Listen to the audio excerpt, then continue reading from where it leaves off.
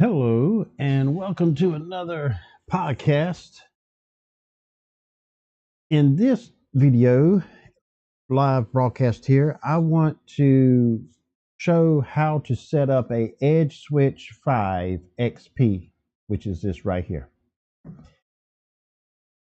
Mainly where I have used this switch and where I have seen it used is at a tower, where I have my backhaul, I have my router, then I can feed this, and I can feed 5 APs if I wanted to, or feed other devices that don't need PoE, or if I have a relay location where I want to send internet to, I can have port 1 with PoE that will feed a point-to-point receiver that will give internet to this device in that remote location. And then I can feed another or 4 more APs that will redistribute the internet out in that area, or set up another point-to-point from that location to another location, to another relay. Multiple uses for this one little device. And I'm going to go and show you how to set it up, just the basics to get it to work, and how to turn on the PoE, show you the speed test through it, just a little basics of the firmware that's in it. And be sure you get the book that comes with it. And if you don't have the book, look it up online. It will show you that you need to set your network card, whether that's in a computer or your laptop or whichever device you're actually using to access this through the console port, management port itself. And the default IP on this is 192.168.120. And I'll show you that in the video. So let's go ahead and get to that video and show you how to set this up. All right, in this video, show you how to set up a EdgeSwitch5 XP. It's very simple. It's pretty much click a few and be ready to go. Here you need to change, if you like to change, the name of the device, perhaps the location or some identification so you know where it is. Then you click next. You have to set up your password. Now, before you do this, you have to read the little booklet that comes with the device. This shows you that you need to set your network card up to a static IP of 192.168.1 point something besides 20, because the default here on this device is, as you can see, is 192.168.1.20. Usually I set mine at 192.168.1.50, and all devices that I've had it set up that way, none of them had a 1.50. So now we set up a password.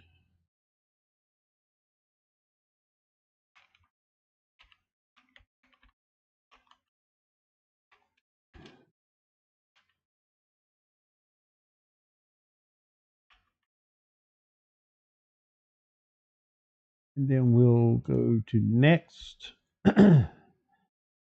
and let it go through.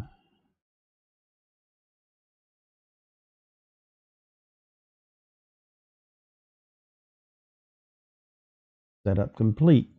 Now that is setting up so you have access to the device itself. Now we go do some configuration. All right, let's go to the dashboard.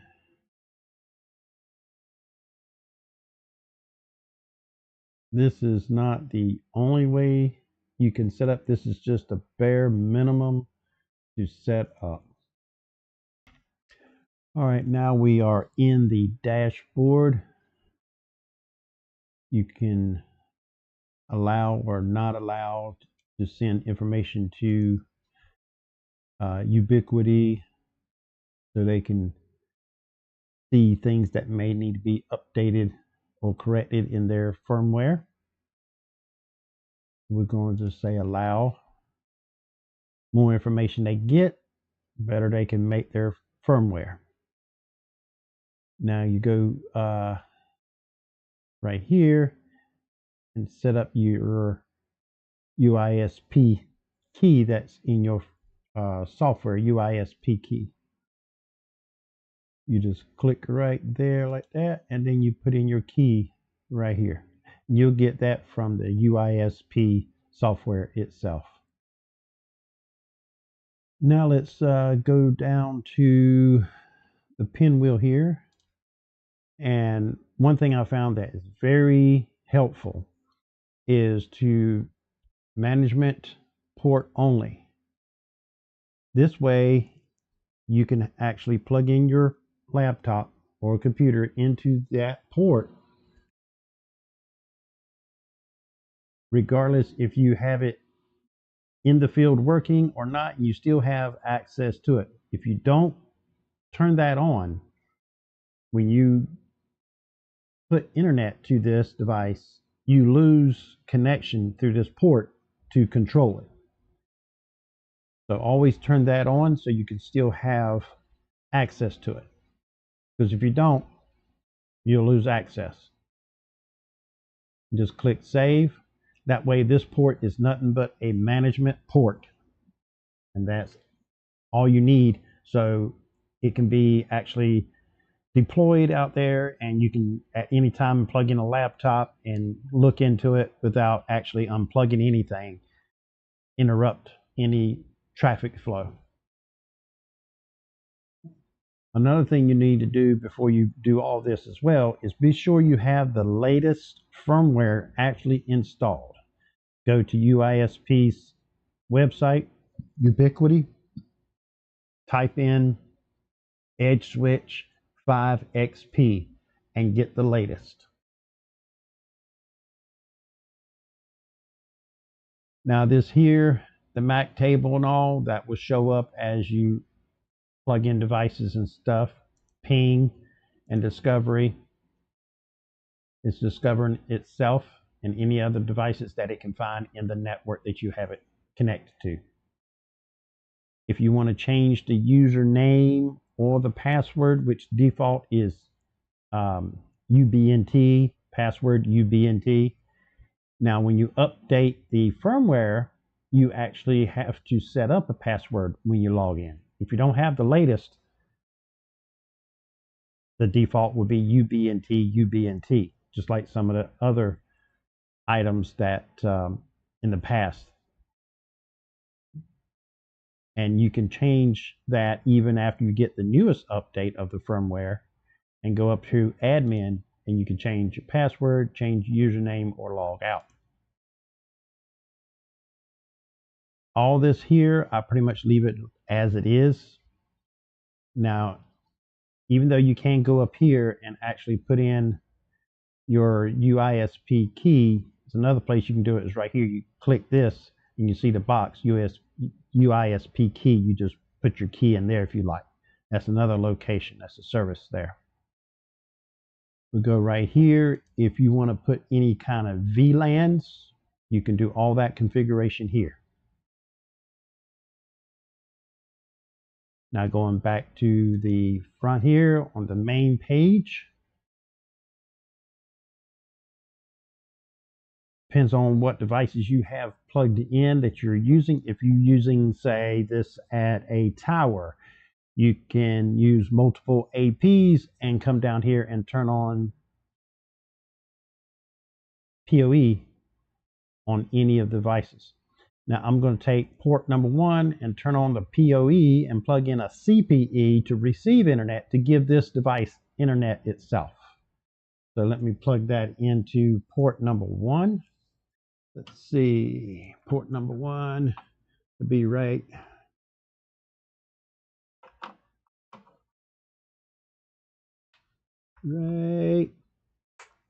there, port number 1. Now it's not going to do anything until I actually turn on the PoE. And as soon as I turn on the PoE, then it will send power to that device, and then it will actually show up here. It's got the little lightning bolt saying it's PoE's on. As soon as it gets communication, it starts communicating with the CPE to receive internet. Like if you're going to do a relay, you can set up a point-to-point, and this will feed the receiver and get internet to this switch. Now I'm going to plug in my laptop in the last port and do a speed test. Let's see. All right, let's see. Plug that in right there. All right. And you see is port 1 is orange. That's because it's maxed out. That CPE is maxed out at 100 megs, 100 over 10. Now the laptop is of course gig. Now I'm going to log into my laptop.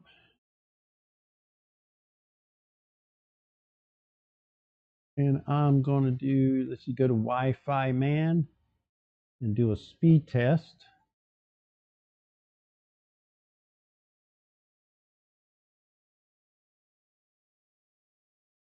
And the CPE is not pointing but straight to the ceiling, not to where it's actually getting internet, so it's not going to be the best. But as you can see,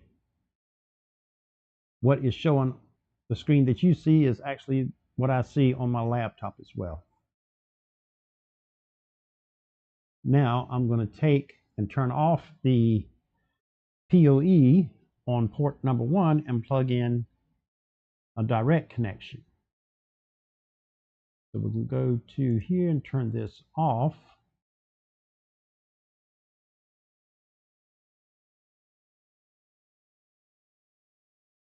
And now I'm going to take a straight connection and plug in that same port, and it should turn green even without PoE turned on because it don't need PoE. Depends on how you want to feed internet to this switch. Now I'm going to do another speed test on the laptop.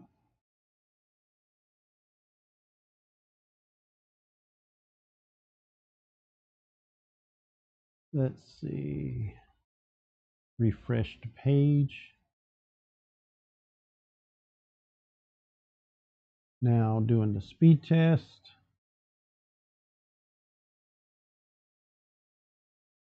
As you see, a direct connection.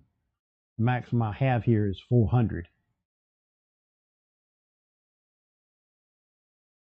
Because this is running a WISP on this, so there is a lot of activity going on. And it's 20 up, and I'm getting 27. I mean, it's that easy setting this up. Now, if I go turn off the, let's see, where was that at? If I go here and turn this off, and having the laptop and all and the internet plugged into it, you'll see that I'll lose connection access to control this by the port. And I would have to unplug the internet and the laptop and have access to it again to turn that back on.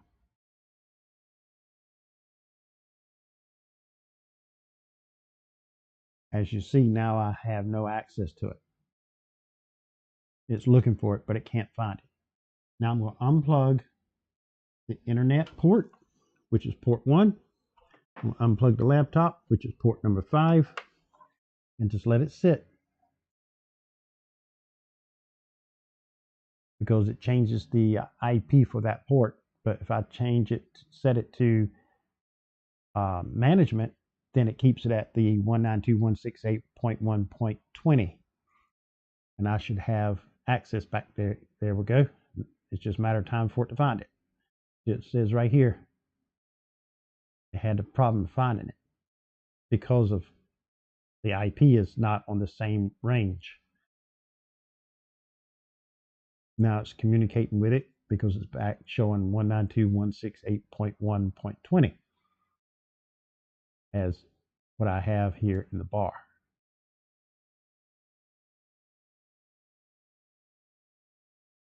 Now you see that I actually have access to it, and there's nothing plugged in here.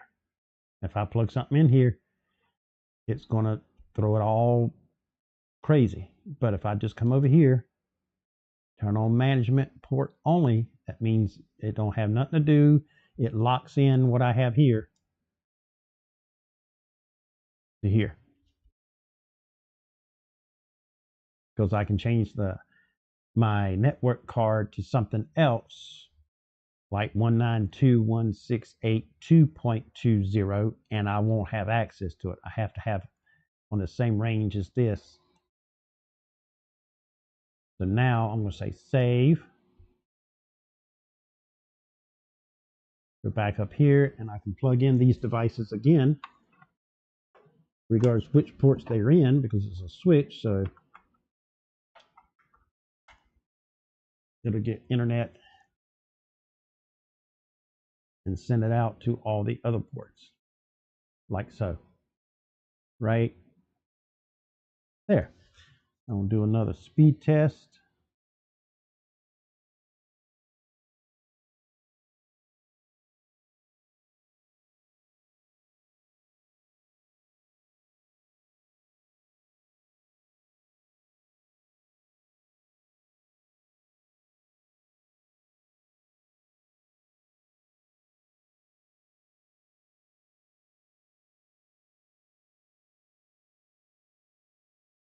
Let's see if I can get it to throw up an error. I'm going to unplug these and turn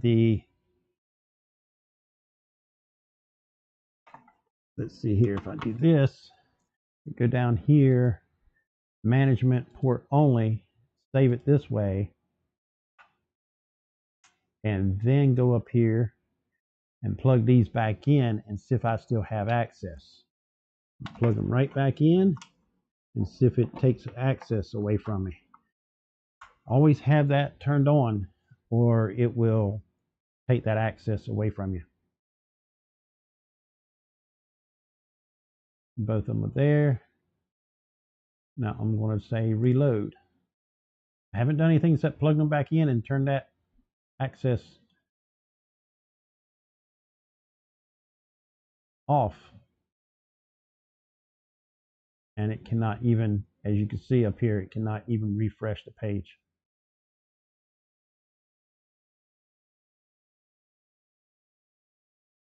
And there you go. Now I'm going to unplug these two.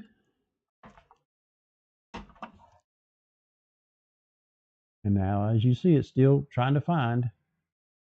All I did is unplug them. I'm just waiting for it to find it.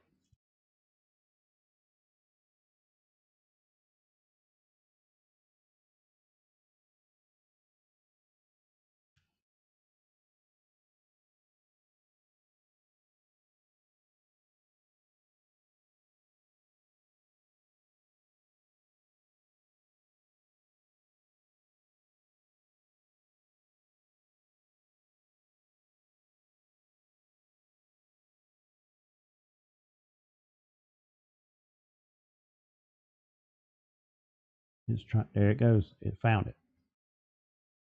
Now I'll go back down here. This is one of the most critical parts here is turn this on. So don't matter if you got internet connected or anything else connected to this switch, you still have access to this. But now I got that turned on, I can come back here and plug these internet and my laptop back in, and I still will have access to this switch. Now do a speed test.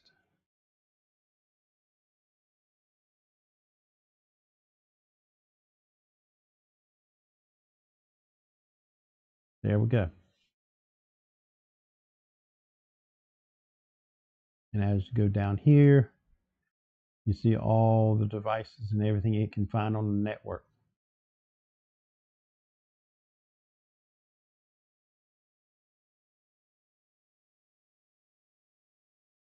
That's the AP here, the router, and this is the device itself.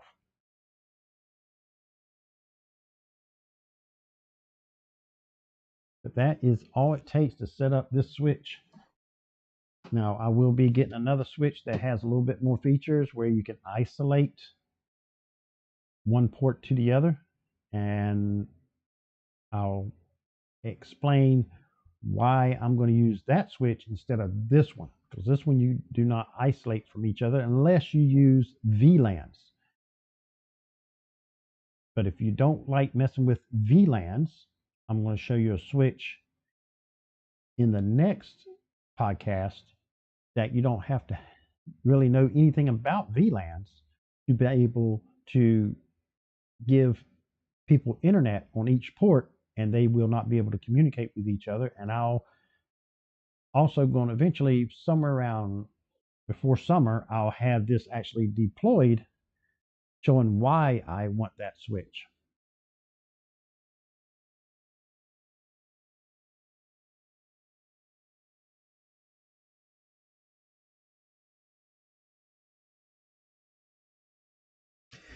Yeah, it is that easy to set up this switch. If you need PoE to feed your APs or point to point or other devices, and you don't want a big old power strip in there to be able to feed all this individual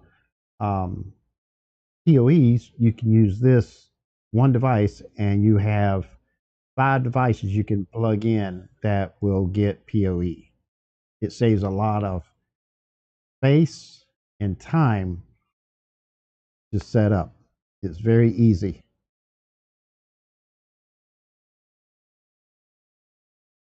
Thank you for each and every one of you coming by and watching, whether you hear while I'm actually live or watching this video after. I appreciate each and every one of you, and I want to thank each and every one of you for watching, liking, commenting, sharing, and subscribing to the channel. It really helps out to get more people to know about the channel, and hopefully that it will help somebody that wants to start their own business of a internet provider, wirelessly or wired, either one, because I'm going to talk about ways you can do it by wireless as this, also as coax cable, and also fiber.